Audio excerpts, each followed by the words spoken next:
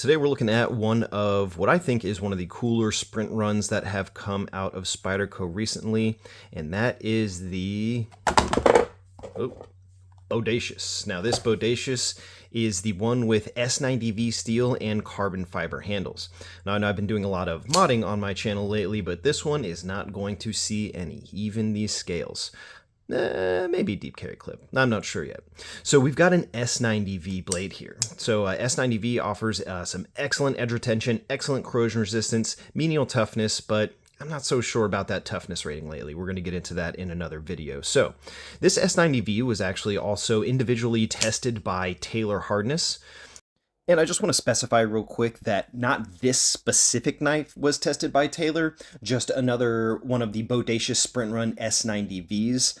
It was the same date, 11/25, but this one is batch C, and I believe his was batch A. I'll throw up their website here. That is steelhardnesslab.com. And that's just an excellent database for some individual third-party testing for testing steel's hardness. It helps the companies be accountable for what they advertise or maybe what they don't advertise. So he is a very qualified, certified lab tech materials testing. He knows what he's doing. He's not just some guy with a Rockwell tester in a basement or something like that. Anyway, the Bodacious. So the Bodacious, he tested at around 63.5 Rockwell. Now, when we look at the Patra charts, the edge retention chart from Larry Thomas, we see that S90V falls right around the range of S110V and 10V, but that is at around 61.5 Rockwell. So when we kind of increase that to 63.5, we can kind of see the pattern that some of those follow. So we might actually be looking at a higher edge retention for this S90V than we previously know. So this is a different batch, and that is something that we are probably going to test for in the future, is to see how much that can vary between batch. So the Bodacious, we'll get into the knife itself. So this is, I don't have a Shaman, and I think this was kind of another different, we can see the similarities between the Bodacious and the Shaman. One of the big differences is we don't have any of that aggressive contouring around the handle, and we don't have that forward finger choil.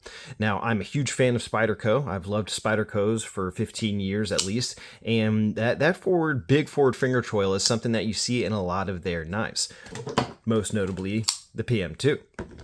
And this one has enough handle without it that I never really noticed it, and I never really used it. It was just kind of this big empty space. This is just not as comfortable as a grip here. It doesn't really work as well with the ergonomics for me. When you use this grip and you're cutting through like cardboard or material, that can, it'll get caught up in that choke point right there and can kind of abrade your hands a little bit. Not a huge deal, but I always just end up holding onto this grip for it. So after checking out the Bodacious, it doesn't have that choil. I realized I like that much, much better. I really like that extra little bit of clearance between the blade. Kind of made me realize I don't really care for a finger choil. Now, there is times when it is necessary, like with the Lil Native. We have what can feel like a big knife in a small package because of that forward finger choil, because I can't get a full grip without it, so it is necessary. It's great on a knife like this. But when we already have a full handle without it, I'm not really feeling it. The ergonomics kind of work a little better with this one with that choil to me. But anyway, enough about choils. Since we got all these out, we'll go ahead and do a little bit of size comparison here.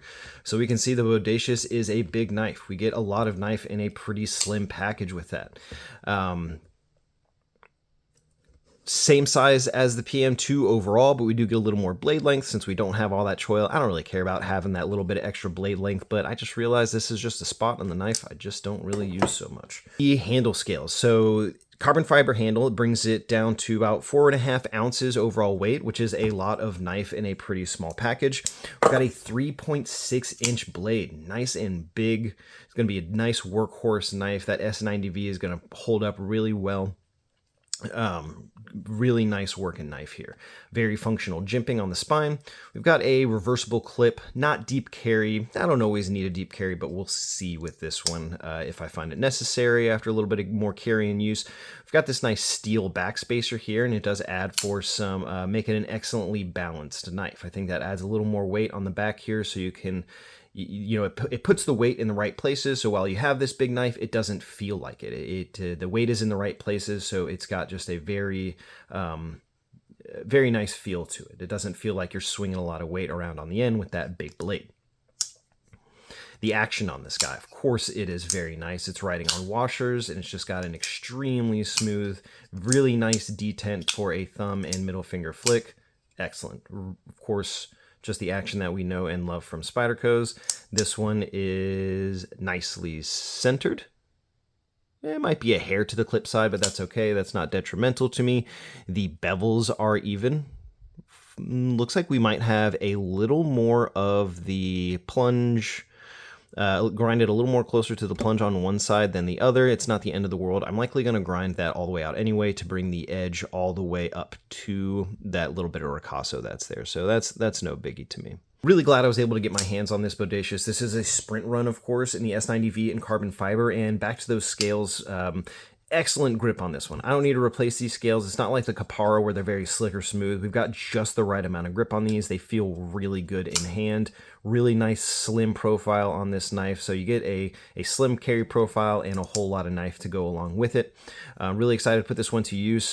This S90V, I'm curious what you want to see it put against. Do we want to see it against the 15V? Do we want to see it against Magna Cut? Let me know what you want to see me compare this S90V to.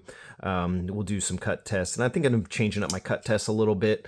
We'll take them out a little further just so we're getting beyond just the fine edge and kind of get down into a working edge and see how that holds up. This did come pretty sharp from the factory. I don't really care too much about factory sharpness. It is nice to have, but I'm going to end up sharpening it before I do any tests anyway.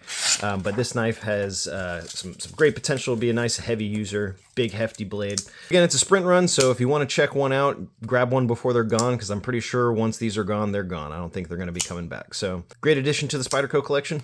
Thank you for watching.